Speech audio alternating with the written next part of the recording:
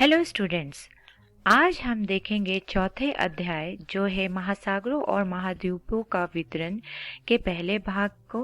और इस वीडियो में हम जानेंगे महाद्वीपीय प्रवाह क्या है, जिसे हम कॉन्टिनेंटल ड्रिफ्ट भी कहते हैं। साथ ही साथ हम ये भी जानेंगे कि महाद्वीपीय विस्थापन के पक्ष में कौन कौन से प्रमाण हैं और ये महाद्वीपीय प्रवाह जो हो रहा है उससे संबंधित कौन कौन से बल है। तो आइए स्टूडेंट्स जानते हैं इसके बारे में। सबसे पहले हम जानेंगे महाद्वीपीय प्रवाह के बारे में और कौन कौन से अध्ययन हुए जो हमें बताते हैं कि कभी न कभी पहले महाद्वीपीय प्रवाह हुआ, यानी कॉन्टिनेंट्स का ड्रिफ्टिंग हुआ। तो सबसे पहले अटलांटिक महासागर के दोनों तरफ की तटरेखा में सममिति पाया गया, जैसा कि हम इस चित्र में देख सकते हैं। यहाँ हम देख सकते हैं कि कैसे नॉर्थ अमेरिका और यूरोप की तटरेखा में कहीं ना कहीं सममिति है। उसी तरह साउथ अमेरिका और अफ्रीका की तटरेखा में भी सममिति पाया गया और ये सममिति की संभावना को सबसे पहले व्यक्त किया एक डच मानचित्रवेता ने, जिनका नाम था अब्राहम ऑर्टेलियस, और इस संभावना को उन्होंने 1596 ईस्वी में व्यक्त किया। अब महाद्वीपीय प्रवाह में और भी बहुत सारे अध्ययन हुए, जिसमें इन तीनों महाद्वीपों को जोड़ के एक मानचित्र बनाया गया और इस मानचित्र को बनाने वाले थे एंटोनियो पेलेग्रिनी। तो यहाँ इस चित्र में देख सकते हैं कि कैसे तीनों महाद्वीपों को एक साथ मिला के एक मानचित्र बनाया गया और जिसमें इस संभावना को अच्छी तरह से दर्शाया गया कि कैसे इन महाद्वीपों की तटरेखा में सममिति है। इसके बाद आए अल्फ्रेड वेगनर, जिन्होंने महाद्वीपीय विस्थापन सिद्धांत दिया 1912 ईस्वी में। तो ये अल्फ्रेड वेगनर जो थे, ये पहले वैज्ञानिक थे जिन्होंने इन सभी अध्ययनों को एक सिद्धांत का रूप दिया 1912 ईस्वी में। अब हम देखेंगे कि ये महाद्वीपीय विस्थापन सिद्धांत जिसे देने वाले थे अल्फ्रेड वेगनर, वो क्या है और इसमें अल्फ्रेड वेगनर ने कैसे बताया कि महाद्वीप जो है उनका प्रवाह हुआ कभी न कभी पहले। तो आइए जानते हैं इस सिद्धांत के बारे में। तो वेगनर ने बताया कि सभी महाद्वीप जो थे पहले वो एक अकेले भूखंड से जुड़े हुए थे और इस विशाल अकेले भूखंड को वेगनर ने नाम दिया पैंजिया। जैसा कि हम इस चित्र में देख सकते हैं, ये विशाल भूखंड जो है उसे वेगनर ने कहा पैंजिया। और ये पैंजिया जो है वो चारों तरफ से बड़े महासागर से घिरा हुआ था, यहाँ हम इस चित्र में देख सकते हैं। और इस महासागर का नाम दिया पैंथलासा। यानी वेगनर के अनुसार पहले पृथ्वी पे सिर्फ एक विशाल भूखंड था जिसे पैंजिया कहा गया और विशाल महासागर था चारों तरफ इसके, जिसका नाम था पैंथलासा। अब वेगनर के विस्थापन सिद्धांत को हम इस चित्र के द्वारा भी समझ सकते हैं। यहाँ हम देख सकते हैं कि कैसे सभी महाद्वीप जो हैं वो एक विशाल भूखंड के रूप में मौजूद थे जिसका नाम था पैंजिया और इनके चारों तरफ जो महासागर थे उसका नाम था पैंथलासा। अब 20 करोड़ वर्ष पहले ये पैंजिया जो था उनका विभाजन होना शुरू हुआ और ये पैंजिया दो बड़े महाद्वीप पिंडों में बट गए, जिसका नाम था लॉरेशिया और गोंडवाना लैंड। यहाँ हम इस चित्र में देख सकते हैं कि कैसे पैंजिया जो है वो विभाजित हो गए लॉरेशिया में और गोंडवाना लैंड में। और फिर ये दोनों भूखंड जो थे लॉरेशिया और गोंडवाना लैंड, ये धीरे धीरे अनेक छोटे हिस्सों में बट गए जिसे हम आज महाद्वीप के नाम से जानते हैं। तो यहाँ हम इस चित्र में देख सकते हैं कि कैसे लॉरेशिया जो है वो विभाजित हुए नॉर्थ अमेरिका और यूरेशिया में और वहीं गोंडवाना लैंड जो था वो विभाजित हो गया south America, Africa, India, Australia और अंटार्कटिका में। तो इस वेगनर के महाद्वीपीय विस्थापन सिद्धांत में हमने जाना कि कैसे पहले पृथ्वी पे सिर्फ पैंजिया और पैंथलसा था और धीरे धीरे यही पैंजिया जो है वो विभक्त होते गया और ये महाद्वीपों का निर्माण हुआ, जिसे हम आज देखते हैं पृथ्वी पे। आइए इस वेगनर के महाद्वीपीय विस्थापन सिद्धांत को हम एक वीडियो के द्वारा समझें।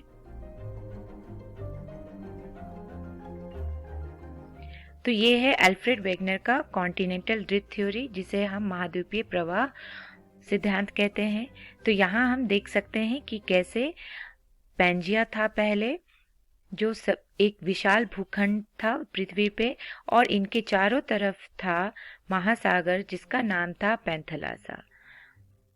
अब धीरे धीरे ये जो विशाल भूखंड था वो 20 करोड़ वर्ष पहले भूमध्य रेखा के पास विभाजित हो गया दो विशाल भूखंडों में, जिसका नाम था लॉरेशिया और गोंडवाना लैंड। और यही लॉरेशिया और गोंडवाना लैंड जो है वो धीरे धीरे विभक्त हो गया विभिन्न महाद्वीपों में। तो ये था अल्फ्रेड वेगनर द्वारा दिया गया महाद्वीपीय विस्थापन सिद्धांत। आइए अब हम जानेंगे कि वेगनर का ये महाद्वीपीय विस्थापन सिद्धांत जो है, तो इस सिद्धांत को कौन कौन से प्रमाण हैं जो सही साबित करते हैं। यानी जैसा कि वेगनर ने बताया कि पहले सिर्फ पैंजिया और पैंथलासा था, और फिर धीरे धीरे यही पैंजिया टूट के विभिन्न महाद्वीपों का निर्माण किया। तो इस सिद्धांत को सही घोषित करने के लिए कौन कौन से प्रमाण मिले। तो जो पहला प्रमाण है वो है दक्षिण अमेरिका और अफ्रीका के आमने सामने की तटरेखाएं जो हैं उनमें अद्भुत साम्य दिखती है, जैसा कि हमने पहले भी डिस्कस किया है। और इसे हम इस चित्र के द्वारा भली भांति देख सकते हैं कि कैसे नॉर्थ अमेरिका और यूरोप की तटरेखा में सममिति पाई जा रही है, उसी तरह साउथ अमेरिका और अफ्रीका की तटरेखा में समानता दिख रही है। तो ये दर्शाते हैं कि कहीं ना कहीं ये महाद्वीप जो है वो एक साथ जुड़े होंगे, तभी ये समानता दिख रही है इनकी तटरेखा में। तो ये एक बहुत बड़ा प्रमाण है जो महाद्वीपीय विस्थापन सिद्धांत को सही साबित करता है। जो दूसरा प्रमाण है वो है महासागरों के पार चट्टानों की आयु में समानता। अब हमने यहाँ देखा कि तटरेखा में समानता होने के साथ साथ यहाँ पे पाए जाने वाले चट्टानों की आयु भी समानता, यानी कि कभी ये साथ रहे होंगे, इसीलिए दोनों की आयु जो है, जो तटरेखा पे पाए जाते हैं चट्टाने, उनकी आयु समान है। और इसे हम यहाँ देख सकते हैं कि कैसे नॉर्थ अमेरिका और यूरोप की तटरेखा समान होने के साथ साथ यहाँ जो चट्टानें पाई जाती हैं तटरेखा के सामने वो भी समान आयु के हैं, यानी कि ये दोनों साथ रहे होंगे, एक साथ जुड़े होंगे कहीं ना कहीं पहले, तभी वहाँ पे समान चट्टानें पाई जाती हैं और उनकी आयु भी समान है। उसी तरह साउथ अमेरिका और अफ्रीका के तटरेखा में पाए जाने वाले जो चट्टानें हैं उनकी भी आयु सेम है, यानी सामान्य है। तो ये दर्शाते हैं कि वेगनर के महाद्वीपीय विस्थापन सिद्धांत जो है वो सही है। जो तीसरा प्रमाण है वो है टिलाइट का पाया जाना। तो टिलाइट क्या है? टिलाइट जो है एक अवसादी चट्टान है जो हिमानी निष्पेक्षण से निर्मित होती है। तो ये टिलाइट जो है वो पाए जाते हैं कहाँ कहाँ, यहाँ हम देख सकते हैं। तो इनके अवशेष मिले अफ्रीका, फॉकलैंड द्वीप, मेडागास्कर, अंटार्कटिका और ऑस्ट्रेलिया में। यानी ये सभी महाद्वीप जो है वो बनाए थे गोंडवाना लैंड, जैसा कि हमने पहले डिस्कस किया है वेगनर के सिद्धांत में। और यहाँ हम इस चित्र में भी देख सकते हैं ये सभी महाद्वीप जो है वो एक साथ जुड़े थे और ये बनाए थे गोंडवाना लैंड। इसीलिए यहाँ हम देख सकते हैं कि इन सभी महाद्वीपों में टिलाइट पाए गए, क्योंकि कहीं ना कहीं ये साथ थे, एक साथ जुड़े हुए थे पहले। तो ये टिलाइट का पाया जाना भी वेगनर के सिद्धांत को सही बताता है। आइए अब देखते हैं हम दूसरा प्रमाण। तो वो है प्लेसर निक्षेप, यानी प्लेसर डिपॉजिट्स कहाँ पाए जाते हैं। तो जैसा कि हम जानते हैं कि घाना तट पे सोने जो हैं वो पाए जाते हैं। तो इन सोने के निक्षेपों का उद्गम जो है वो पाए गए कहाँ पे? ब्राज़ील में। तो ये दर्शाते हैं कि कहीं ना कहीं साउथ अमेरिका और अफ्रीका जो है वो साथ जुड़े हुए थे पहले। यहाँ हम देख सकते हैं, क्योंकि जो सोना निक्षेप पाया गया साउथ अमेरिका में, उसका उद्गम मिला अफ्रीका के ब्राज़ील में। तो यानी ये एक साथ रहे होंगे तभी ऐसा संभव है। तो ये प्रमाण है महाद्वीपीय विस्थापन सिद्धांत को सही बताने के लिए। अब हम देखेंगे दूसरा प्रमाण, तो वो है लेमुरिया के जीवाश्म से पता चलता है। तो लेमुरिया जो है वो एक तरह का जीव है जो पहले पाया जाता था, और इसका जीवाश्म पाया गया भारत, मेडागास्कर और अफ्रीका में। तो ये बताता है कि ये सभी जो महाद्वीप है वो एक साथ रहे होंगे जहाँ लेमुरिया पाया गया, इसीलिए उनके जीवाश्म जो है वो इन सभी जगहों पे मिले। साथ ही साथ एक और जीव है जिसका नाम है मेसोसोरस, उनके भी जीवाश्म जो हैं वो पाए गए दक्षिणी केप प्रांत और ब्राज़ील में, जो दर्शाते हैं कि ये भी साथ रहे होंगे साउथ अमेरिका और ब्राज़ील। और इसे हम इस चित्र के द्वारा समझ सकते हैं। यहाँ हम देख सकते हैं कि कैसे मेसोसोरस के जीव अवशेष मिले साउथ अमेरिका, दक्षिण अमेरिका और अफ्रीका में। तो ये एक बहुत बड़े प्रमाण है जो बताते हैं कि वेगनर ने जो भी बताया महाद्वीपीय विस्थापन सिद्धांत में वो कहीं ना कहीं सही है। तो अभी तक हम लोगों ने जाना वेगनर द्वारा दिए गए महाद्वीपीय विस्थापन सिद्धांत के बारे में, और ऐसे कौन कौन से प्रमाण हैं जिनके बारे में अध्ययन किया गया और वो दर्शाते हैं कि वेगनर ने जो भी बताया है महाद्वीपीय विस्थापन के बारे में वो सही है।